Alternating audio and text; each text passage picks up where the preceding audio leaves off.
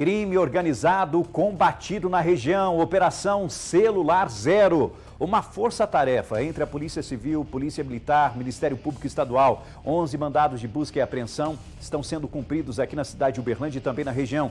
E até o presídio de Uberlândia está sendo fiscalizado. Quem está acompanhando toda a movimentação desde as primeiras horas da manhã é o nosso repórter João Ricardo Camilo. Ele que acompanha detalhes desse trabalho desempenhado por essas forças de segurança e é possível já ter um balanço sobre isso. Fique à vontade, João Ricardo, bem-vindo, boa tarde. Oi, Rafael, boa tarde para você, boa tarde para quem nos acompanha no Balanço Geral. Estamos em cima acompanhando então essa operação, essa mega operação que foi feita na manhã desta sexta-feira, não só em Uberlândia, como na cidade de Uberaba também. E mega operação, uma força-tarefa, porque ela envolve vários representantes. Uniram-se então a essa força-tarefa representantes do Ministério Público através do GAECO e das polícias penais, militar e também civil. Essa investigação da Operação Celular Zero começou há cerca de um ano, quando policiais penais fizeram a apreensão de celulares dentro de unidades prisionais aqui da região. Com essas informações, a Polícia Civil e todos esses representantes começaram então essa força-tarefa que foi montada para trazer detalhes dessa investigação, que culminou na deflagração da Operação Celular Zero na manhã desta sexta-feira aqui na nossa região. Começo falando sobre a investigação então com o Marcos Tadeu, delegado aqui responsável, chefe da Polícia Civil. Marcos, me conta como é que foi dada então essa operação, esse um ano de investigação, quais as informações? Rafael, boa tarde, meu amigo. A Operação Celular Zero deflagrada nesta manhã em conjunto, Ministério Público, Polícia Civil, Polícia Penal, Polícia Militar. 11 mandados de busca e apreensão foram cumpridos de forma síncrona, ou seja, simultaneamente, objetivando que angariar mais provas, mais indícios, com vistas a combater uma organização criminosa de cunho nacional, dentre os delitos praticados, crimes contra o patrimônio, associação para o tráfico, tráfico de entorpecentes, organização criminosa, crimes contra a administração pública, dentre eles corrupção ativa e corrupção passiva. Os nossos objetivos foram alcançados, posto que todas as diligências realizadas foram frutíferas, nós conseguimos mais elementos, ou seja, mídias, cartas, celulares, extratos bancários, cartões de movimentação, que serão utilizados para deflagrarmos novas e novas fases desta operação. Ou seja, é um combate sistêmico e contínuo às organizações criminosas que tentam atuar aqui no Triângulo Mineiro. Delegado, para ficar claro para quem nos acompanha então no balanço geral, o que foi apreendido então durante o cumprimento desses mandados de busca e apreensão? Foram apreendidos cartas, celulares, mídias, iPhones, notebooks e muito material que será periciado pelos nossos policiais para que possamos lá na frente deflagrarmos uma nova fase. E esta nova fase, com certeza, nós teremos a expedição de mandatos de busca e apreensão e também, principalmente, mandatos de prisão. Não basta nós tirarmos de circulação aquele contraventor, aquele criminoso. O nosso foco hoje está onde? Na lavagem de capitais, descapitalizando essas organizações criminosas que tentam atuar aqui no Triângulo Mineiro. E quando nós fazemos, Rafael, este combate à macrocriminalidade, nós combatemos também o pequeno contraventor, porque a macro, como eu falo sempre, ela é o que alimenta a pequena criminalidade. Se hoje nós temos índices de criminalidade dos patamares que temos aqui no Triângulo Mineiro, deve-se a essa política de integração das nossas forças de segurança juntamente com o Ministério Público, e isso, quem ganha é a própria população do Triângulo Mineiro. Obrigado. Essa operação, ela tem foco específico no envolvimento de crimes na suspeita, de crimes como, por exemplo, tráfico de entorpecentes, lavagem de dinheiro e também esse uso irregular, a entrada irregular desses celulares dentro de unidades prisionais. Dá para dizer que esse esquema envolve uma organização específica, uma única organização? A que atua no Triângulo Mineiro, sim. Em que pese ela ser de caráter nacional, ela é hegemônica aqui no Triângulo Mineiro. E nós a combatemos, entre aspas, nós lutamos o bom combate, vencendo o bem com o mal. Exatamente com profissionalismo e principalmente competência e dedicação dos nossos policiais, sejam eles civis, militares ou prisionais. Então hoje foram cumpridos 11 mandados de busca e apreensão que recolheram materiais como celulares, notebooks, entre outros elementos que vão servir para a investigação, até para encontrar possíveis envolvidos. Mas já teve algum envolvido identificado? Teve algo que já dá para dizer sobre essa investigação? Veja bem, quem tem pressa come cru. Então é muito importante que fiquemos sempre atentos ao princípio da oportunidade. O nosso objetivo agora é a identificação e responsabilização, uma responsabilização séria, sem qualquer pré-julgamento ou preconceito, para que lá na frente tenhamos condições de conseguirmos, junto ao Poder Judiciário, a decretação de medidas cautelares pessoais, ou seja, mandatos de prisão. Porque há a suspeita do envolvimento, inclusive, de agentes públicos e detentos que favoreciam esse esquema do uso de celulares dentro das unidades prisionais. Por isso, ao longo da operação, simultaneamente, também foi realizado nas unidades prisionais aqui da região, nas duas unidades aqui em Uberlândia, que é a Penitenciária Pimenta da Veiga e no Presídio Jaci de Assis, assim como na unidade prisional que fica em Uberaba, um verdadeiro pente fino para localizar, então, possíveis aparelhos celulares que ainda estariam dentro dessas unidades. Por isso eu converso agora com o Marcos Vinícius, diretor regional da Polícia Penal aqui na nossa região. Essa operação foi realizada, já tem um balanço para saber se algo foi apreendido? Sim, boa tarde, Rafael.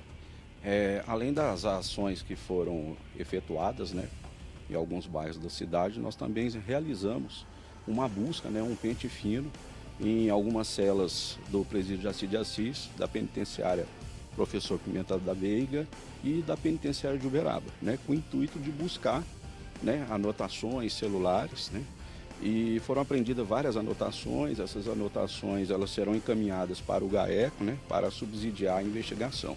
É importante dizer também que essas ações elas não vão parar, é a primeira de muitas operações que ainda serão desencadeadas, né, com o objetivo aí de combater a corrupção no sistema prisional. Sobre a suspeita, então, do envolvimento, inclusive, de agentes públicos que trabalhavam, então, dentro do sistema prisional. Já deu para identificar quem são, quais eram os cargos, onde eles atuavam? Sim, nós já, né, através dos levantamentos que nós fizemos e que foram encaminhados para o GAECO, né, nós constatamos aí a suposta participação de servidores do sistema prisional, né, aí no cometimento de crimes contra a administração pública, no sentido, né, de inserção de celulares de maneira criminosa mediante pagamento de propina, né?